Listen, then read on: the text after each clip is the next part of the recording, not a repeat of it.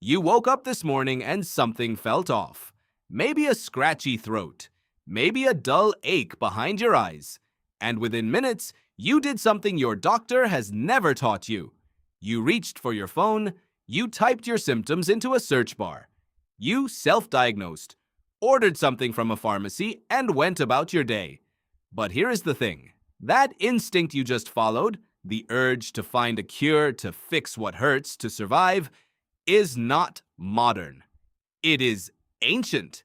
And what your ancestors did when sickness came for them is far stranger, far smarter, and far more human than you have ever been told.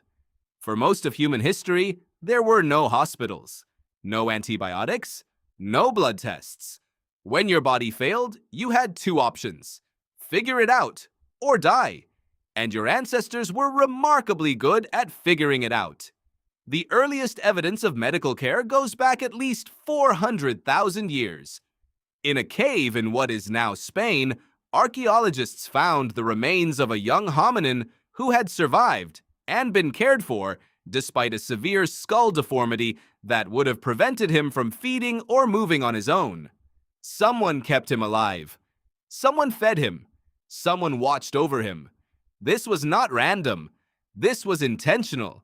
It was, in every meaningful sense of the word, medicine. That discovery rewrote everything anthropologists thought they knew about early humans. For a long time, the assumption was that prehistoric people were brutal and survivalist, that the sick were left behind. But the fossil record tells a different story. Across sites in Europe, Africa, and Asia, researchers keep finding the same thing: evidence of survival that should not have been possible without sustained care. Healed fractures, fused joints, recovered infections. Bodies that lived on after injuries that, without help, would have been fatal. Your ancestors were not abandoning the sick. They were nursing them back to health. So what did that actually look like? The first tool your ancestors reached for was plants. This was not guesswork. It was accumulated knowledge, passed from mouth to ear across generations, refined over thousands of years of trial and observation. Researchers like Dr. Mormon have cataloged thousands of plant species used medicinally by traditional cultures around the world. What they found is striking. Many of these plants contain genuine pharmacological compounds. Willow bark, used by dozens of ancient cultures to reduce fever and pain, contains salicin, the compound modern scientists eventually synthesized into aspirin. Turmeric, used across the ancient world as an anti-inflammatory, contains curcumin, which researchers are still studying today for its potential to reduce inflammation at the cellular level. Garlic, found in Egyptian medical papyri dating to 1500 BCE, contains allicin, a natural antimicrobial that genuinely kills bacteria. Your ancestors did not know the names of these compounds, but they knew the effects, and they recorded that knowledge with extraordinary care, in oral traditions, in carved tablets, in illustrated manuscripts. The Edwin Smith Papyrus, one of the oldest surviving medical texts in the world, describes procedures for treating wounds, setting fractures, and managing infections with a clinical precision that feels almost modern. It even notes when a condition is untreatable. A level of diagnostic honesty that took Western medicine centuries to rediscover. But ancient medicine was not just physical, it was psychological. And this is where things get interesting. When you are sick today, your doctor treats your body. Your ancient ancestors treated something broader. They treated your relationship with your environment, your community, and your place in the world. Illness was never seen as a purely mechanical failure. It was a signal, a disruption of balance.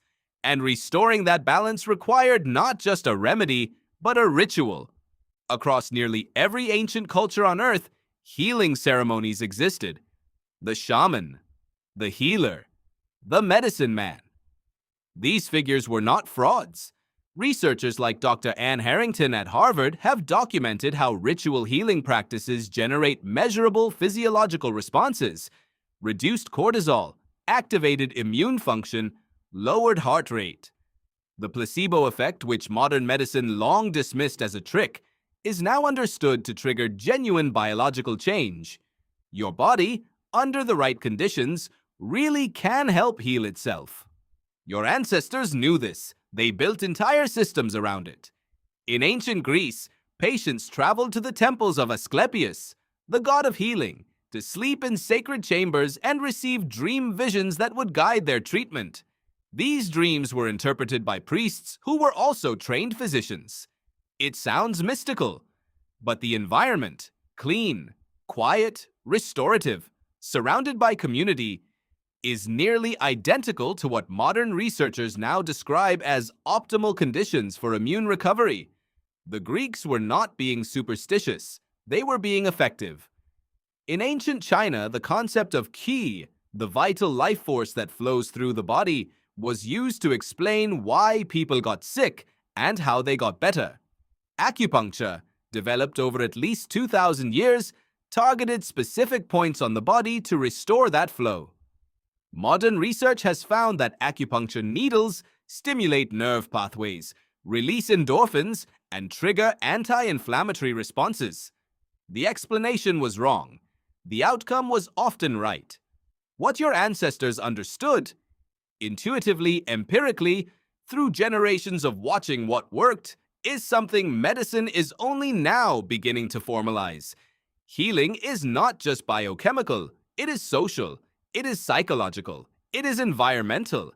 Isolation makes you sicker, community makes you better. Feeling heard and understood accelerates recovery. Feeling hopeless slows it. These are not soft ideas. They are backed by hard data. And they were baked into ancient healing practices long before the data existed.